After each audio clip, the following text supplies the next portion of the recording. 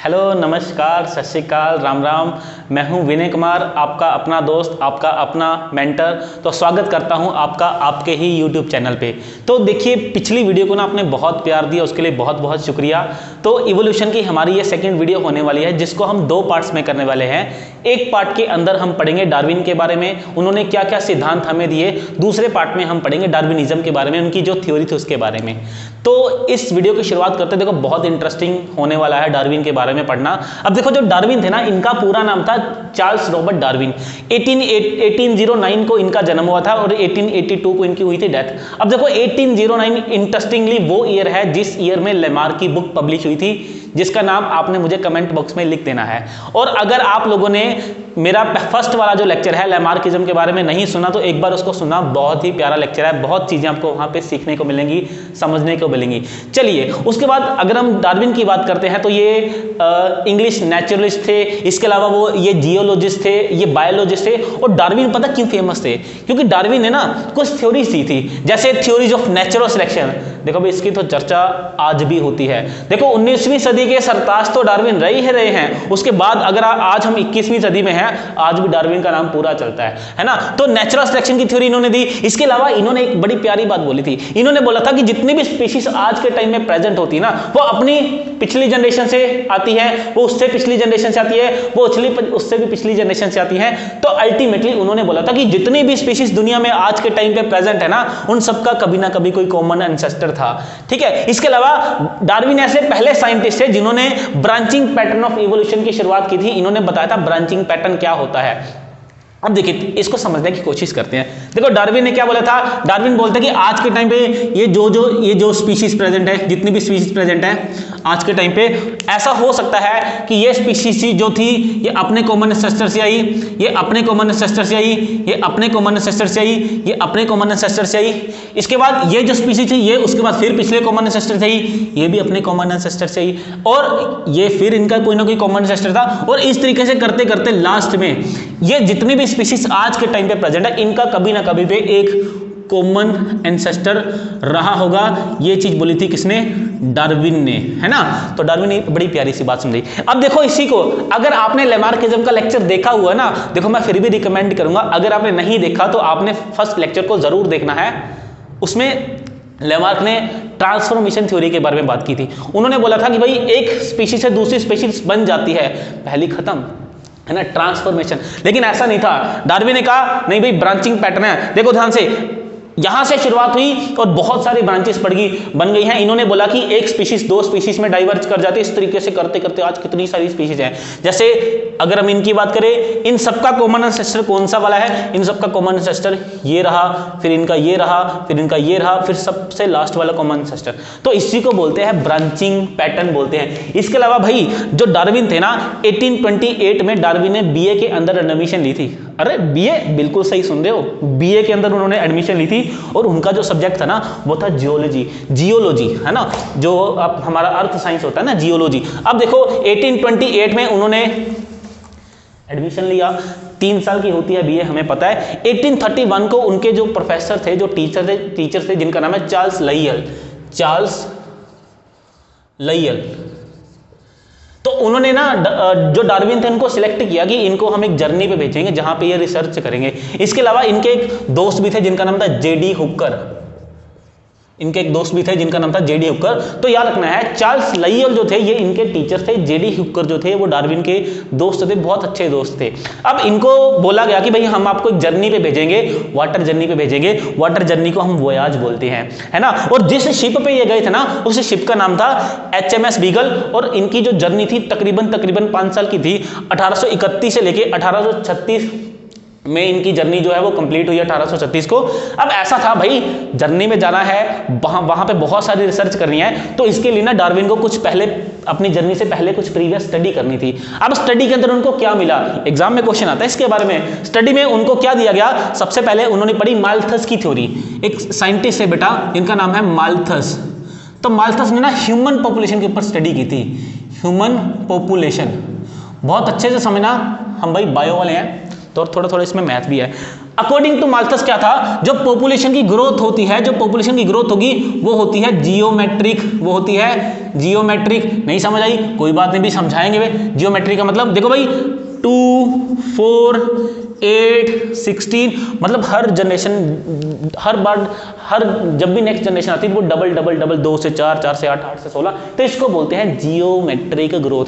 लेकिन जो फूड होता है, फूड की जो ग्रोथ थी, जो फूड जितना बढ़ता था वो थी अर्थमेटिक ग्रोथ। फूड की ग्रोथ कैसी थी? अर्थमेटिक ग्रोथ, मतलब 1 से 2, 2 से 3, 3 से 4, तो फूड इस पैटर्न में बढ़ता है, इसको अर्थमेटिक ग्रोथ बोलते हैं। पॉपुलेशन इस पैटर्न में बढ़ रही थी, कौन सी वाली? ह्यूमन वाली पॉपुलेशन, और इसको बोलते हैं जियोमेट्रिक ग्रोथ। तो माल्थस ने ये बताया कि भाई, तो इसीलिए ऐसा क्वेश्चन एग्जाम में बहुत बार पूछा जाता है कि जो डार्विन थे इन्होंने किसकी थ्योरी इनमें से की थी। तो माल्थस याद रखना, बहुत ज्यादा इन्फ्लुएंस थे डार्विन माल्थस से, बहुत पक्के वाले फैन थे माल्थस के।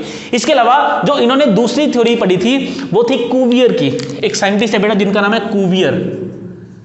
तो क्यूवियर ने जो थ्योरी दी थी उसको बोलते हैं theory of catastrophism. Theory of कैटाट्रोपिज्म।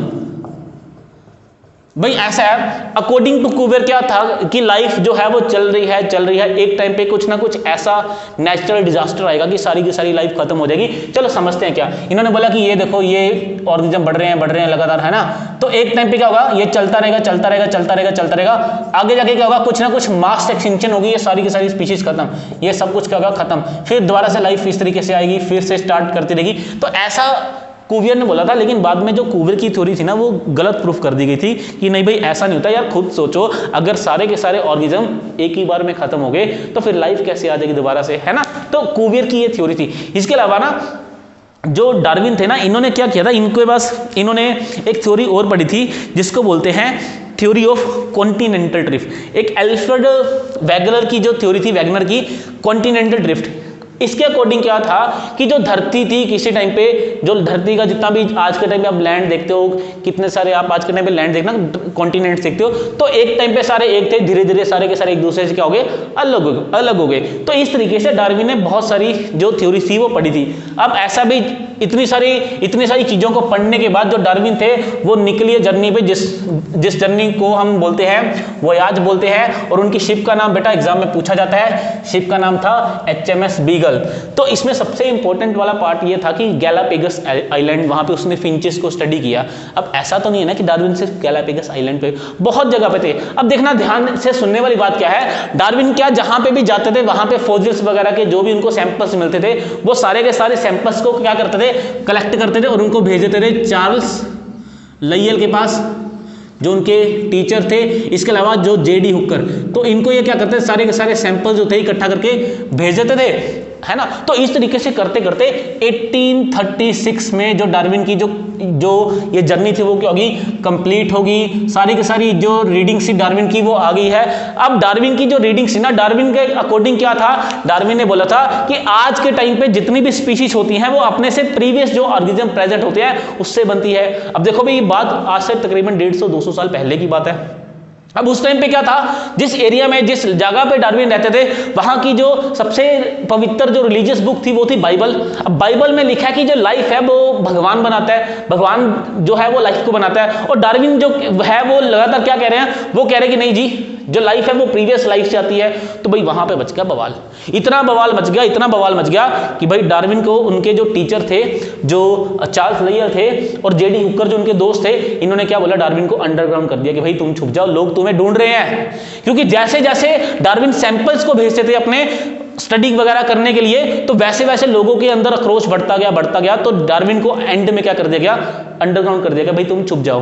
तो 1836 को इसका सारा कुछ सब कुछ रेडी था। 1836 से लेके, ध्यान से सुना, 1836 से लेके 1858, देखो एक डेट बताता हूं, 1858 में कौन सा, तकरीबन 18 जून 1858 अब तक जो डार्विन थे वो अंडरग्राउंड थे, क्योंकि लोग उनको ढूंढ रहे थे, है ना। तो अब क्या हुआ, एक साइंटिस्ट है जिनका नाम था वल्लास, एक साइंटिस्ट है जिनका नाम क्या था, वल्लास। तो वल्लास ने क्या किया, वल्लास ने ना जो नियोट्रॉपिक रीजन थे वहां पे कुछ वर्क किया नेचर के ऊपर। तो इन्होंने जब नेचर को ऑब्जर्व किया तो इन्होंने भाई जब जो भी इनके रिजल्ट आए थे वो सारा का सारा जो इनका डाटा था वो सब कुछ इन्होंने किनको भेजा, सारा कुछ इन्होंने भेजा लयल को और जेडी हुकर को। उस टाइम पे क्या था, ये दोनों साइंटिस्ट जो थे ना काफ़ी महान थे, अगर बहुत महान साइंटिस्ट थे, तो लोग अगर कुछ काम करते थे तो वो सारा का सारा जो काम था इनको भेजते थे। अब जब वेलास ने क्या किया, अपना सारा जो वर्क था चार्ल्स लयल को और जेडी हुकर को भेजा, तो ये देख के हैरान हो गए भाई ये इंसान है कौन जो बिल्कुल डार्विन की तरह सोचता है। इसके जितने भी रिजल्ट थे वेलास के, वो सारे के सारे डार्विन के रिजल्ट के साथ मैच करते थे। तो अब क्या हुआ, इन्होंने डार्विन को बुलाया, बोला कि भाई ये बहुत सही समय है, बहुत अच्छा वक्त है अपनी थ्योरी को पब्लिश करने का। तो 1858 उसके बाद क्या हुआ, 1858 को जो ये सारा कुछ हुआ, और 1859 को क्या हुआ, 1859 को डार्विन और वल्लास ने जो इन्होंने एक बुक पब्लिश की जिसका नाम था origin of species. Origin of species, भाई इसके ऊपर भी लोगों को इतराज था, भाई ओरिजिन ऑफ स्पीशीज क्यों, तो इस बुक का नाम रखा गया the origin of species. The origin of species रखा गया, 1859 को रखा गया। और इस बुक के को राइटर जो को-राइटर थे वो कौन थे, वो थे हमारे वल्लास। ये भी बेटा एग्जाम में क्वेश्चन पूछते हैं, आपके वाले एग्जाम में तो सबसे ज्यादा क्वेश्चन पूछते हैं ऐसे वाले, ठीक है। तो बुक का नाम क्या है, द ओरिजिन ऑफ स्पीशीज। आज के टाइम में इस बुक का बेटा जो नाम है ओरिजिन ऑफ स्पीशीज है। तो इस बुक के राइटर जो थे वो कौन थे, वो तो चार्ल्स डार्विन थे। और इसके बाद अगर हम बात करते हैं इस बुक के को राइटर कौन थे, तो वो थे वल्लास थे। तो ये डार्विन की जर्नी है। तकरीबन देखो कितने साल डार्विन को वेट करना पड़ा, तकरीबन 21 साल डार्विन को अपने काम को लेकर वेट करना पड़ा, है ना। तो ये डार्विन की जर्नी थी, तो ये सारी की सारी चीजें थी। अब भाई नेक्स्ट वीडियो में ना हम बस ये देखेंगे कि डार्विन के जो पोस्टुलेट्स थे वो क्या थे। तो बने रहिए एकेडमी के साथ, ठीक है। लेक्चर अच्छा लगे तो दोस्तों के साथ शेयर कीजिए। Thank you very much for joining this session. Take care and best of luck.